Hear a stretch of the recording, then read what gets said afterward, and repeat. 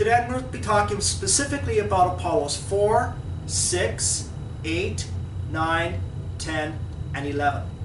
Now, Apollo 4 was the first test of an all-up Saturn V. So that's an all-up test. So that included all the parts that had never been tested together before was done with Apollo 4. Now, this was an all-manned launch. This mission apparently went perfectly, according to NASA.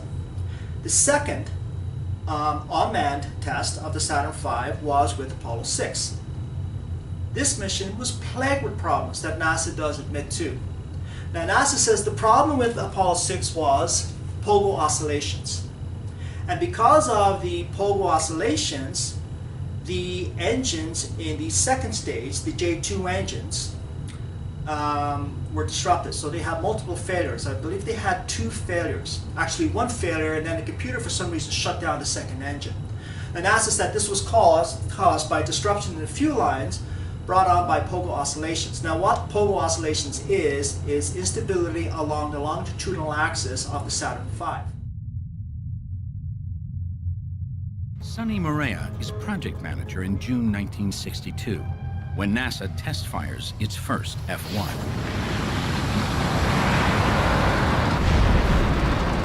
When we tried to fire it for the first time, it just blew apart.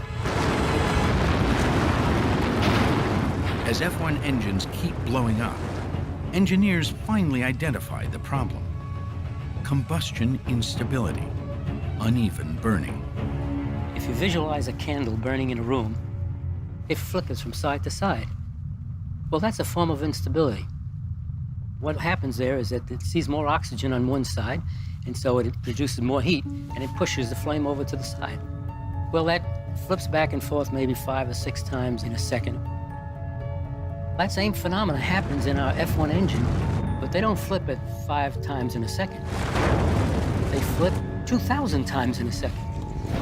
Like a massive out-of-control candle, the fire inside the F-1 surges back and forth until it destroys the engine. They have no idea how to fix it. The F-1 engine is simply too far ahead of the state of the art and too enormous to apply any known theory. The solution had to come by trial and error. You know, you find a way or make one. That's the way it was back then. It was absolutely the seat of our pants. If they can't fix the F-1, Apollo is finished. If we couldn't solve the combustion instability problem, we would not have gone to the moon. It was too risky. We would have killed a bunch of astronauts trying to make that work. So the engineers turned to von Braun's original V2. Why didn't combustion instability destroy that engine? In the V2, liquid fuel and liquid oxygen were injected through a number of separate nozzles. In the F-1, fuel and oxygen are injected through a single flat injector plate, like a shower head. The engineers wonder, did the multiple nozzles of the V2 somehow divide the burning into separate zones? If so, perhaps adding metal ridges, baffles, to the injector plate would create a similar effect in the F-1. We broke that into segments with baffles. Hopefully they wouldn't talk to each other, similar to what the V2 had. After many experiments with baffles, eventually they get the engine to run smoothly. Lo and behold, we found out that the baffles were able to attenuate the oscillations. But how can they be certain the F-1 will work every time? They try deliberately causing the problem by setting off a small explosion inside the engine while it's running. Can baffles stop instability after it starts? We drove it unstable with a bomb. We inserted a bomb right into the center of the injector and blew it just at the time we ignited. With the engine running, the small bomb explodes. The burning becomes unstable. But in a fraction of a second, the baffles quickly stop or dampen the instability. That would drive the engine unstable, and then it would dampen out right away, where before it wouldn't. And every single time, those baffles dampened out the oscillations.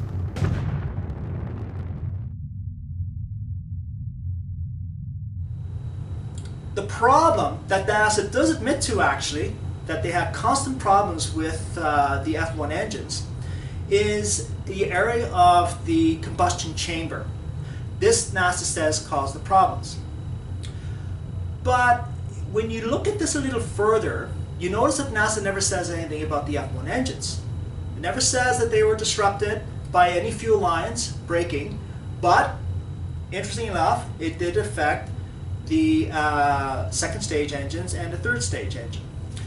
So when you look further at this, you find out that actually it most likely was the F1 engines. And in fact, it was the F1 engines, not most likely. It actually was a problem with the F1 engines.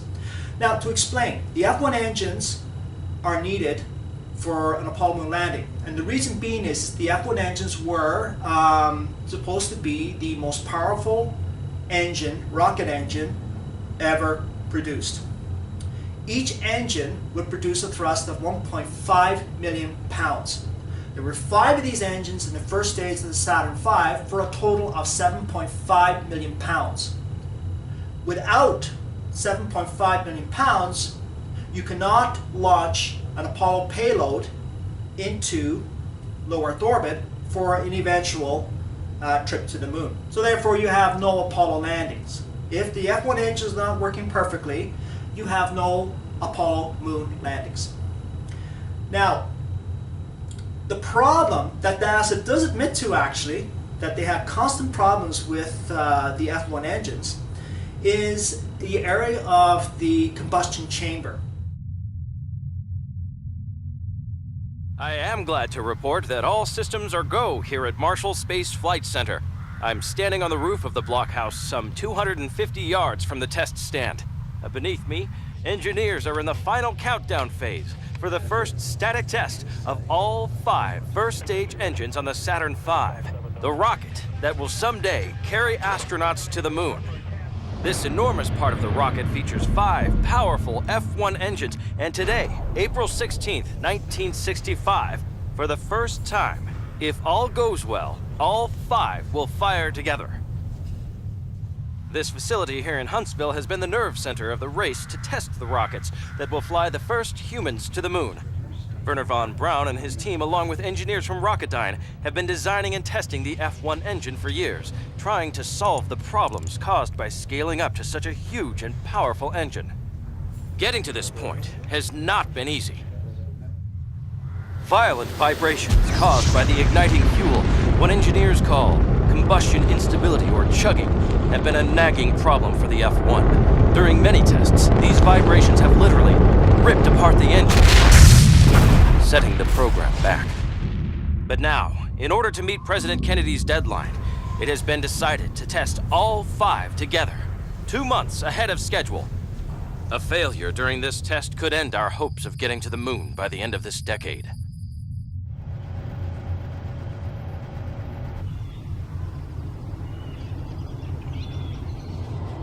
Looks like the test conductor, Robert Sadler, has checked with his guys on their consoles to confirm all systems are go.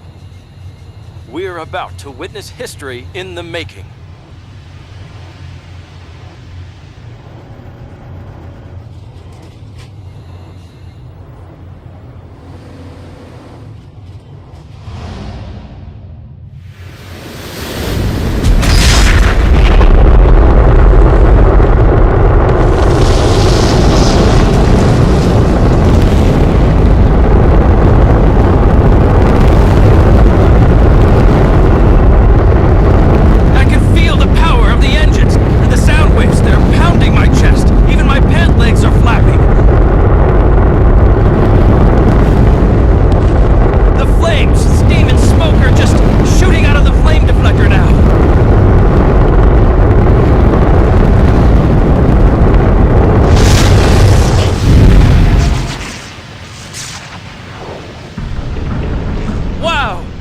America's space program is on track.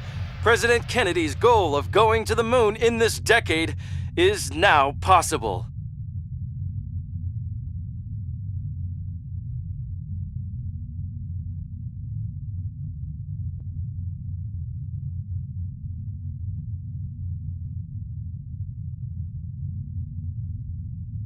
NASA says that there was instability in the combustion chamber. Now, just to briefly explain a description of what I'm talking about here, when you look at a rocket, we all see the nozzle of the rocket engine on the bottom. On top of the nozzle is an area called the throat. On top of that is the combustion chamber. Now, and of course, on top of the combustion chamber, you have the rest of the engine that which is the propellant, and it sends it through the combustion chamber for a controlled explosion. That controlled explosion is pushed through the throat and out of the nozzle, which propels the rocket. Well, NASA had to find a way, though, to cool the temperatures of the combustion chamber, which could reach up to 6,000 degrees Fahrenheit. So they came out with a method called the regenerative cooling system. This was used in liquid-fueled rockets, which the F1 engine was. Now what that is hundreds of small tubes that run outside of the combustion chamber, the throat area, and partway down the nozzle. And propellant would be pushed through these hundreds of thin, very thin tubes, and the propellant would absorb the thermal energy produced by the controlled explosion within the combustion chamber. And then that propellant would be directed into the combustion chamber, which is supposed to have made for a more fuel efficient or more efficient engine. However, there's where the instability is. The tubes were breaking down. And because they were breaking down, they were not absorbing enough thermal energy to keep those temperatures down. So it was creating instability within the combustion chamber. So in order to overcome that, NASA had to find a way. In other words, the only way they could do it was to use the F1 engines at lesser thrust. So if they were using less thrust, they weren't producing the power necessary, which defeats the whole purpose of using the F1 engines in the first place. This is apparent when you analyze Apollo 6. It was burning kerosene, which is very interesting, because the F1 engines were the only engines in the Saturn V rocket that actually used kerosene, along with liquid oxygen.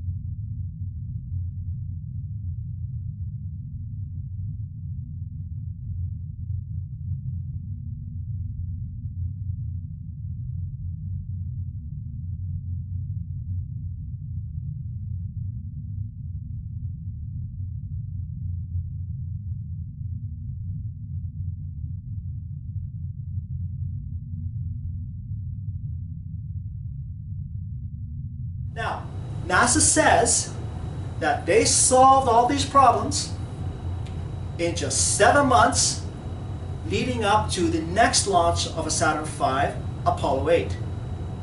Now, here's where it gets interesting. Apollo 8 was the third launch of the Saturn V, but it was also the first manned mission of a Saturn V. So they sent the first manned mission of a Saturn V with only 2 all-manned tests of the Saturn V and its F1 engines. That is a total of 19 hours for the Saturn V rocket and a total of 4 minutes for the F1 engines. Look to aviation.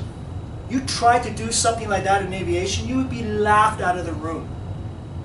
In aviation, even with today's sophisticated technology, and by comparison to 50 years ago, and software techniques that are used to design these aircraft, they still do hundreds of hours of testing on the engines of these aircraft and on the airframes of these aircraft before these planes are certified for commercial use.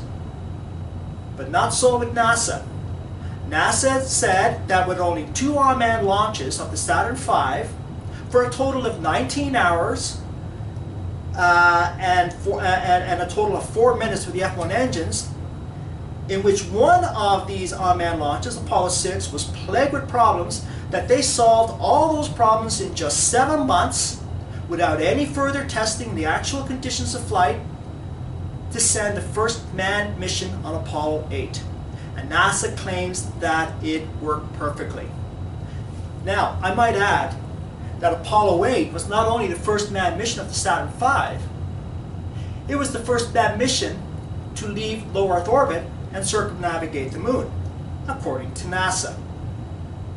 Now, you can factor in Apollos 9 and 10 leading up to Apollo 11 and say, well, there was 2 more rocket launches. But when you total up the total time of these F-1 engines, they had about 10 minutes of flight testing total before Apollo 11. No way. Absolutely no way. And this is, for me, one of the biggest indicators that these missions were faked. You have a total, up to Apollo 11, you have a total of the F-1 engines with 10 minutes of flight in actual conditions. Unbelievable. There's just no way. And there's no way they could have solved the problems with the Apollo 6 in just 7 months leading up to Apollo 8, let alone Apollo 11.